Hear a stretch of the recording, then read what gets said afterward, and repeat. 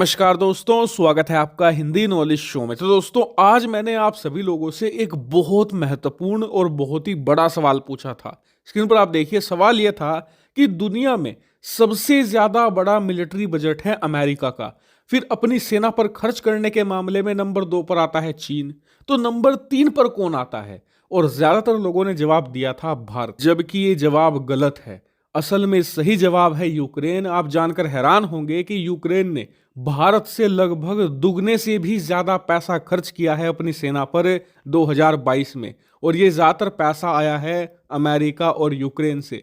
सिर्फ अमेरिका से ही यूक्रेन को लगभग 110 बिलियन डॉलर से भी ज्यादा की मदद मिली है। और बताया जाता है कि इसमें 90 से लेकर 95% पैसा पहुंचाया गया है हथियारों के रूप में, यानी कि इतने अरबों डॉलर के हथियार दिए गए हैं यूक्रेन की सेना को। और इसके मुकाबले भारत ने 2022 में अपनी सेना पर कितना पैसा खर्च किया है? लगभग 65 से लेकर 70 बिलियन डॉलर। और इसके मुकाबले सिर्फ अमेरिका ही यूक्रेन को 110 बिलियन डॉलर दे चुका है। और आपको बता दूं, अमेरिका के अलावा उन्हें और भी बड़ी मदद मिली है। मैं आपको देशों के नाम बताता चलूंगा, आप लोग गिनते जाइएगा।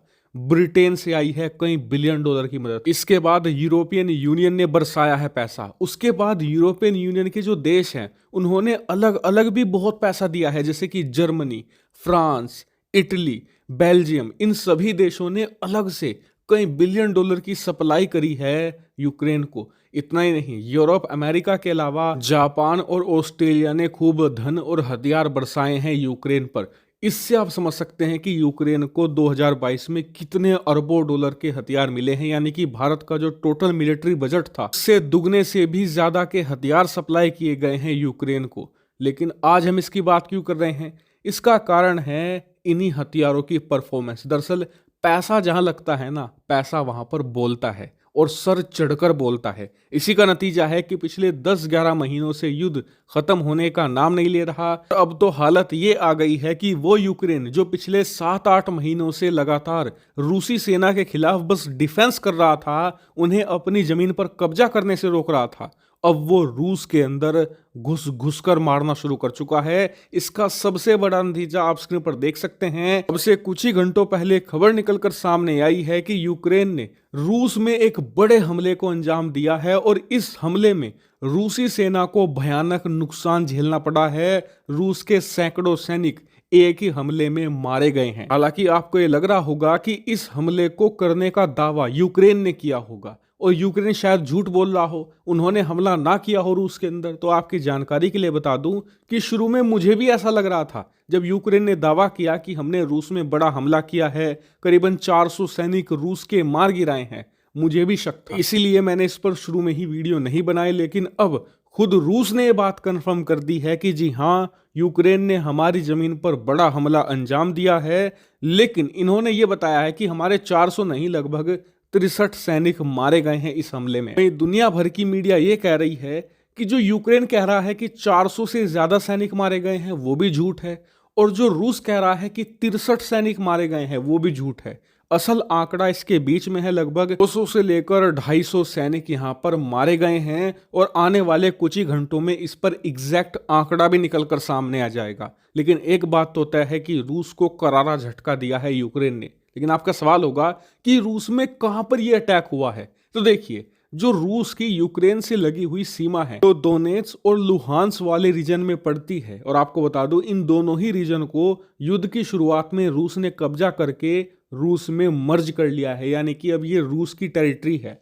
इन्हीं इलाकों में इन हमलों को अंजाम दिया गया है और बताया गया है कि एक ही बिल्डिंग में सैकड़ों रूसी सैनिक मौजूद थे और इसी बिल्डिंग को यूक्रेन ने रॉकेट लॉन्चर से निशाना बनाकर पूरी तरीके से तबाह कर दिया है। वहीं इस हमले के साथ यूक्रेन ने यह भी ऐलान किया है कि इस तरीके के बड़े हमले अब हम लगातार रूस पर करते रहेंगे ताकि रूसी सेना पर दबाव बढ़ाया जा सके और हम अपनी जो जमीन है जो हमने रूस के हाथों गंवाई है उसे दोबारा फिर से रिकैप्चर कर सके।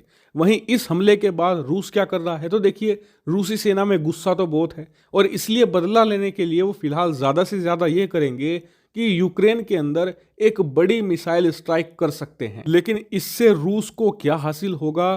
तो लगभग ना के बराबर ही हासिल होगा, क्योंकि अब से एक हफ्ता पहले भी यानी कि क्रिसमस के आसपास यूक्रेन के ऊपर एक बड़ी मिसाइल स्ट्राइक की गई थी, जिसमें 100 से भी ज़्यादा मिसाइलें यूक्रेन के ऊपर बरसाई गई थी, लेकिन उससे यूक्रेन को कोई भी फर्क नहीं पड़ा। हालांकि आप में से कई लोग कह सकते हैं कि क्या अब रूस थक हार कर न्यूक्लियर ऑप्शन पर जा सकता है? तो देखिए, परमाणु हमला कहने में जितना आसान लगता है, असल में उतना है नहीं।